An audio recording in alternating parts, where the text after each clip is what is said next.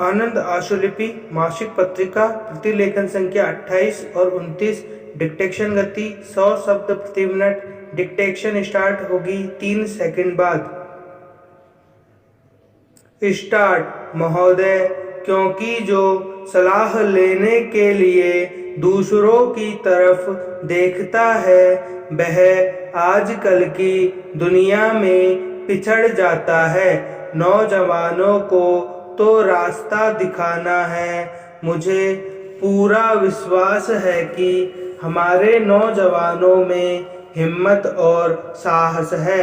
आजकल का जमाना जो है उसमें पुराना अनुभव काफी नहीं है। साहस, आशा, आत्मनिर्भरता, आत्मविश्वास, इन्हीं के बल पर हम व्यक्तिगत रूप से और सारी जनता आगे बढ़ सकती है। हमने इस तिरंगे झंडे को सलामी दी। यह एक चिन्ह है हमारे लोकतंत्र का और हमारे देश की एकता और शांति का, हमारे विकास और प्रगति का, और इसलिए हम सब लोगों को इन गुणों को अपने सामने रखना है। हमारा कर्तव्य है कि यह जो शांति का चक्र है जो सम्राट अशोक ने हमको दिया, इसकी शान हमेशा बनी रहे। पैराग्राफ। मैं आपके सामने खड़े होकर आपको आश्वासन देना चाहती हूँ कि मैं चाहे जहाँ भी रहूँ, चाहे जो काम कर रही हूँ, मेरे सामने जो सबसे महत्व का काम है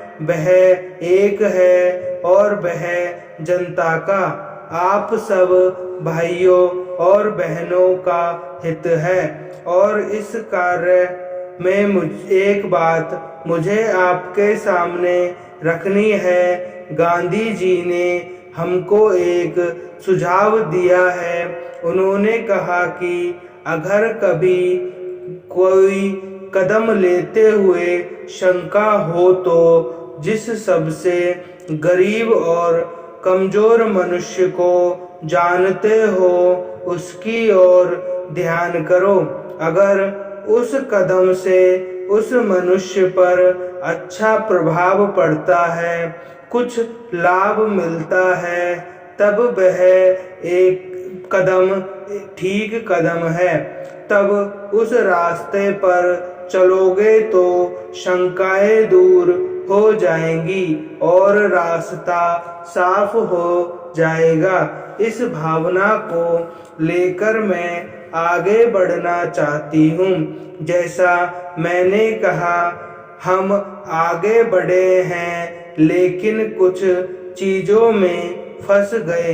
बड़े बड़े और छोटे छोटे कार्यक्रमों में फंसकर जिस मनुष्य के लिए वे कार्यक्रम हो रहे थे उसको भूल गए। कुछ आजकल की दुनिया में ही ऐसा है कि कहीं भी जाए बड़ी बड़ी चीजें उठती है और लोग समझते हैं कि वह चीज ही एक ध्येय हो गई है। यह नहीं कि उससे मनुष्य को क्या मिलता है, गरीबों को क्या मिलता है। पैराग्राफ। आज हमने एक नया मोड़ लिया है।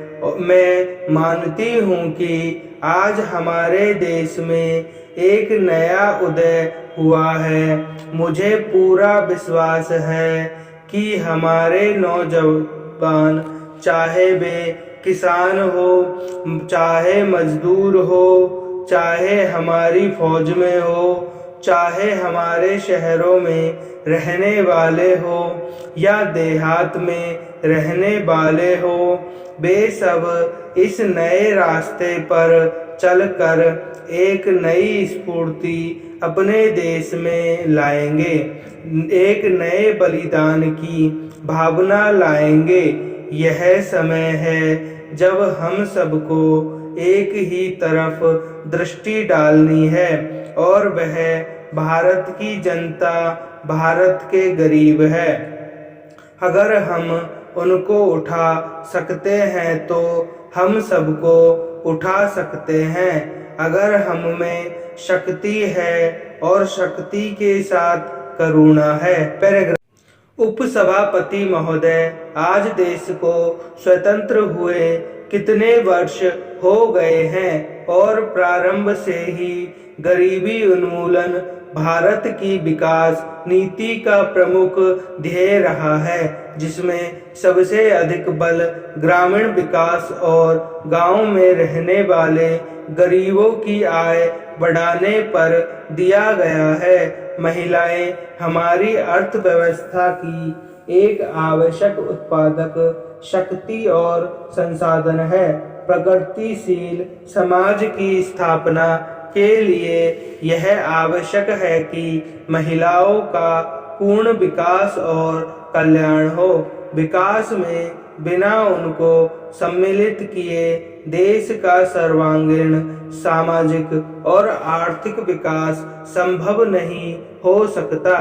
गरीबी और साधनों की कमी के कारण हमारा ध्यान गरीबी के विरुद्ध संघर्ष पर केंद्रित होने से महिलाओं की समानता और भागीदारी तथा उनके कल्याण के विषयों को पर्याप्त प्राथमिकता नहीं दी जा सकी। किंतु अब यह स्पष्ट हो गया है कि गरीबी के विरुद्ध संघर्ष में भी महिलाओं को प्राथमिकता देना आवश्यक है, क्योंकि समाज में महिलाओं की गौण स्थिति से उनका सीमांतीकरण बढ़ता है। ग्रामीण महिलाएं परिवार की महत्वपूर्ण इकाई है, अतः उनके विकास पर ध्यान दिए बिना कोई ग्रामीण विकास कार्यक्रम सफल नहीं हो सकता है। जब कोई परिवार बहुत गरीब हो तो महिला कार्यक्रमों का महत्व और भी बढ़ जाता है। यदि महिलाएं रचनात्मक कार्यों में एकजुट होकर कार्य करें और उन्हें एक दिशा में आगे बढ़ाने के लिए उचित मार्गदर्शन, वित्तीय सहायता और प्रेरणा मिल जाए तो गरीबी की रेखा से नीचे के परिवारों को खुशहाल बनाने का काम भी सरल हो जाता है। पैराग्राफ। भारतीय संविधान में मूलभूत अधिकारों और राज्य के लिए नीति निर्देशक सिद्धांतों में महिलाओं को पुरुषों के साथ समान अधिकार है। साथ ही यह निर्देश भी है कि सरकार महिलाओं के कल्याण के लिए सामान्य और विशेष व्यवस्था करेगी। अनुच्छेद 15 में किसी भी नागरिक के विरुद्ध लिंग भेद के आधार पर भेदभाव वर्जित है, किंतु महिलाओं के कल्याण के लिए विशेष प्रावधान करने की व्यवस्था है।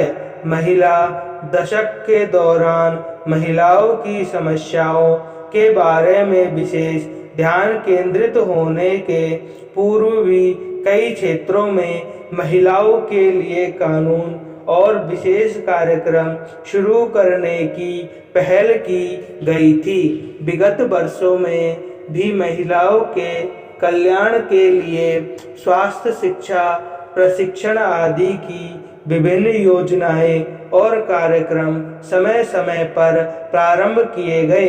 इन सब के फलस्वरूप महिलाओं की स्थिति में परिवर्तन आया है और उनमें जागृति भी बढ़ी है, किंतु जिस प्रकार की सामाजिक आर्थिक क्रांति की आवश्यकता महिलाओं की समानता और विकास में भागीदारी के लिए होनी चाहिए, वह शासन और समाज के सभी वर्ग में मुख्यतः महिलाओं तथा उनके संगठनों के सहयोग के साथ एक व्यापक कार्य योजना बनाने और उसका क्रियान्वयन करने पर ही संभव हो सकती है। मध्य प्रदेश में महिलाओं की विकास की मुख्य धारा के सभी क्षेत्रों में उनकी समुचित भागीदारी सुनिश्चित करने के लिए उन्हें सुदृढ़ करना आवश्यक है। संपूर्ण विराम।